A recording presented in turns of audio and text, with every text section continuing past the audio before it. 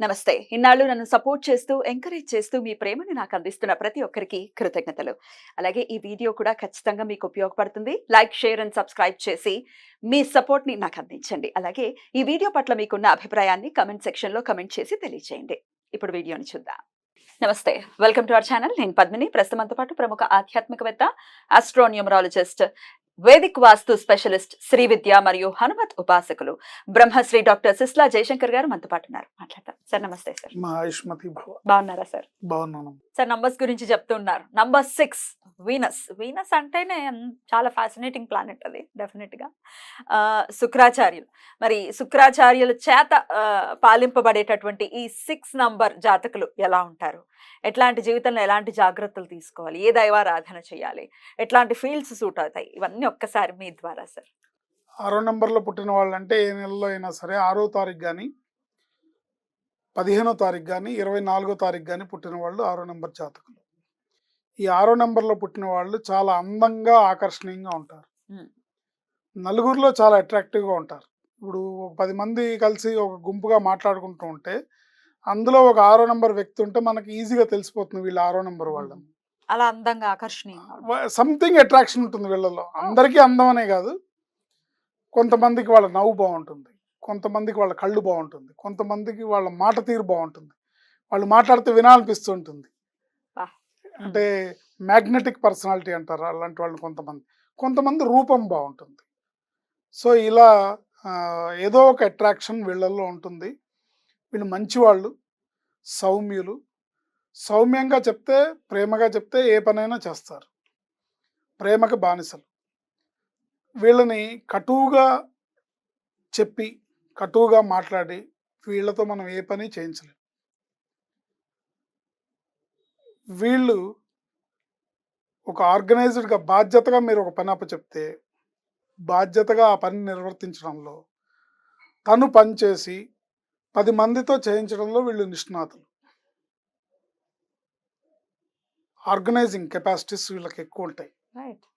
మీరు ఒక పని అప్పచెప్పారంటే ఆ పని, ఇప్పుడు ఒక పెళ్లి పని ఉందనుకోండి, ఆ పెళ్లి పనుల్లో ఎక్కడెక్కడ ఏమేం చేయాలో, ఎప్పుడు వెడ్డింగ్ కార్డ్స్ ఇవ్వాలి, ఎప్పుడు బయలుదేరాలి, ఎప్పుడు వెళ్ళాలి, ఎప్పుడు క్యాటరింగ్ వారితో మాట్లాడాలి, ఎప్పుడు బట్టలు కొనాలి, ఎప్పుడు షాపింగ్కి వెళ్ళాలి, ఎప్పుడు పంతులు గారితో మాట్లాడాలి, ఎప్పుడు ఏమేమి ఆర్డర్ ఇవ్వాలి, ఎప్పుడెప్పుడు ఏమేమి అవసరం అవుతాయి, ఇదంతా ఆర్గనైజింగ్ చాలా బాగా చేస్తారనమాట. Good planners. ప్లానింగ్ బాగుంటుంది. కాకపోతే వీళ్ళని ఒక మాట అంటే పడరు. మంచి పనులు చేయడానికి ఇష్టపడతారు, చెడు పనులకి దూరంగా ఉంటారు. చెడు పనులకు కానీ చెడు ఆలోచనలకు కానీ దూరంగా ఉంటారు. వివాదాలకి గొడవలకి కూడా బాగా దూరంగా ఉంటారు. అవి కూడా ఇష్టం ఉండదు వీళ్ళకి. ఒకరితో వివాదం వస్తుందంటే అవసరమైతే మనకు నష్టం వచ్చినా సరే, సరే తీసేసుకో, పో, వెళ్ళిపో, ఇక్కడితో గొడవ లేదు, నీ గొడవద్దురా బాబు, నాకు నీ దారి నీది, నా దారి నాది. బెటర్ ఇది యాక్చువల్. ఓపీకేస్ కూడా ఎందుకు. సో అలాంటి మనస్తత్వం కలిగి ఉంటారు. ముఖ్యంగా ఈ 6వ నెంబర్లో పుట్టిన వాళ్ళు అప్పులు చేయకుండా ఉంటే మంచిది. అప్పుల జోలికి వెళ్ళొద్దా? అప్పులు చేయకుండా ఉంటే మంచిది. అప్పులు చేయడం వల్ల ఇబ్బందులు కొని తెచ్చుకుంటారు. ఒక పట్టాన్ని తీరవు. ఎందుకంటే అది గ్రహస్థితి అనుకోండి, ఏదన్నా అనుకోండి, వీళ్ళు చేసిన అప్పులు తొందరగా తీరవు. అప్పులు చేయకుండా ఉంటే మంచిది. భార్యాభర్తల అన్యోన్యత విషయంలో ఈ 6వ నెంబర్ వాళ్ళు జాగ్రత్త వహించాలి. ఏమైనా లోపాలు ఉంటాయా? జాతకరీత్యా ఏర్పడితే లోపాలు ఉంటాయి కదా. ఇప్పుడు పేరులో రాంగ్ నెంబర్ ఉంది, జాతకరీత్యా గ్రహస్థితి బాగుంది. ఈ నంబర్లో పుట్టిన వాళ్ళకి భార్యని గౌరవంగా, ప్రేమగా చూసుకొని, భార్యకి ఏం కావాలో భార్యని అనుకూలంగా చూసుకుంటేనే వీళ్ళకి కలిసి వస్తుంది. గృహలక్ష్మే శ్రీ మహాలక్ష్మి, అది వీళ్ళకి. కానీ పేరులో రాంగ్ నెంబర్ ఉన్నా, గ్రహస్థితి బాగాలేకపోయినా, ఈ ఇన్ఫర్మేషన్ వాళ్ళ దగ్గర లేకపోయినా, చీటికి మాటికి గొడవ పెట్టుకున్నారనుకోండి, అది కలిసి రాదు. అందువల్ల బ్యాడ్ లక్ కొని తెచ్చుకుంటారు. అందుకని జాగ్రత్తగా ఉండాలి. ఒక మగవాళ్ళే కాదు,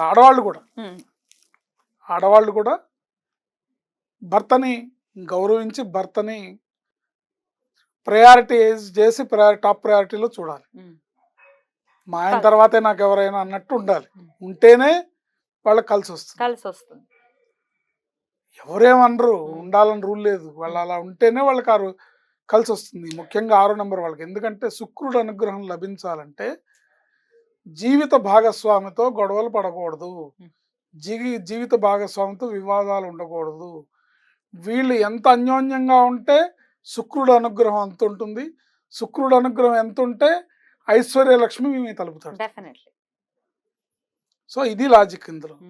అందుకని వీళ్ళు ముఖ్యంగా భార్యని ప్రేమగా చూసుకోవాలి.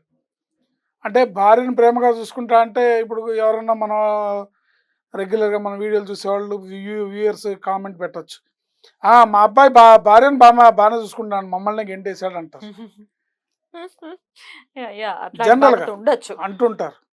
అయితే నేను ఎవరికైనా సరే, మగవాళ్ళకి, మీరు ఏ నెంబర్లో పుట్టిన వాళ్ళైనా సరే, ముఖ్యంగా 6వ నంబర్లో పుట్టిన వాళ్ళకి నేను చెప్పే సలహా ఏంటంటే, మీరు తల్లిదండ్రుల పాదాల దగ్గర ఉండాలి, భార్యని గుండెల్లో పెట్టుకోవాలి.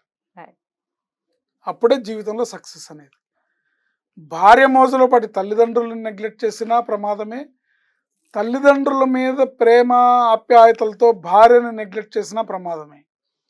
వీళ్ళిద్దరిని సమతూకంగా, సమతౌల్యంగా బ్యాలెన్స్ చేసి జీవితాన్ని గడిపేవాడే ధన్యుడు సుమతి. వీళ్ళిద్దరిని బ్యాలెన్స్ చేయాలి. తల్లిదండ్రుల పాదాల దగ్గర ఉండాలి, భార్యను గుండెల్లో పెట్టుకోవాలి. ఇప్పుడు భార్య, ఏమండి మీ అమ్మ నాన్న చూస్తున్నారు, నన్ను చూడలేదు అంది కదా, ఆవిడని ప్రేమగా చూసుకుంటే, తల్లిదండ్రులు కూడా నువ్వు వాళ్ళకి కావాల్సిన అవసరాలన్నీ తీరుస్తూ ఉంటే నువ్వు నీ భార్యను ప్రేమగా చూడొద్దని ఏ తల్లిదండ్రులు అంటారు? అందరు కదా. సో ఆ రెండింటిని బ్యాలెన్స్ చేయడమే మగతనం, ఇంకేదో కాదు మగతనం అంటే. ఈ రెండింటిని బ్యాలెన్స్ చేయాలి, వాడు ధన్యుడు. ఎవరైనా సరే, ఏ నెంబర్లో పుట్టిన వాళ్ళైనా, మరీ ముఖ్యంగా 6వ నంబర్లో పుట్టిన వాళ్ళు ఈ జాగ్రత్త తీసుకోవాలి. వీళ్ళకి శ్రీ మహాలక్ష్మి ఆరాధన, నిరంతరం శ్రీ మహాలక్ష్మిని పూజించడం, శ్రీ సూక్తాన్ని పఠించడం, కనకదార స్తోత్రాన్ని పఠించడం, లక్ష్మీ అష్టకము, విష్ణు సహస్రనామ స్తోత్ర పారాయణం, ఈశ్వరాభిషేకం, ఇవి మంచి అదృష్టాన్ని ఇస్తాయి. అస్సలు పడని నంబర్స్ అంటే ఏం చెప్తారు సార్? 6కి 7 పడదు. 7 పడదు, ఓకే. కానీ వాళ్ళే అట్రాక్ట్ అవుతారు. 7తో స్వజాతి ధ్రువములు వికర్షించబడును, విజాతి ధ్రువములు ఆకర్షింపబడును అని ఆపోజిట్ పోల్స్ అట్రాక్ట్స్. పడదు, 7 పడదు, కానీ వాళ్ళే అట్రాక్షన్. అయితే పడరు అని చెప్పి వాళ్ళని అవాయిడ్ చేయడానికి ఏం అక్కర్లేదు, చూసుకోవాలి జాగ్రత్తగా. ఏదేమైనప్పటికీ పేరులో రాంగ్ నంబర్ లేకుండా పేరుని అదృష్ట సంఖ్యలో పెట్టుకోవడం వల్ల అదృష్టాన్ని పొందొచ్చు.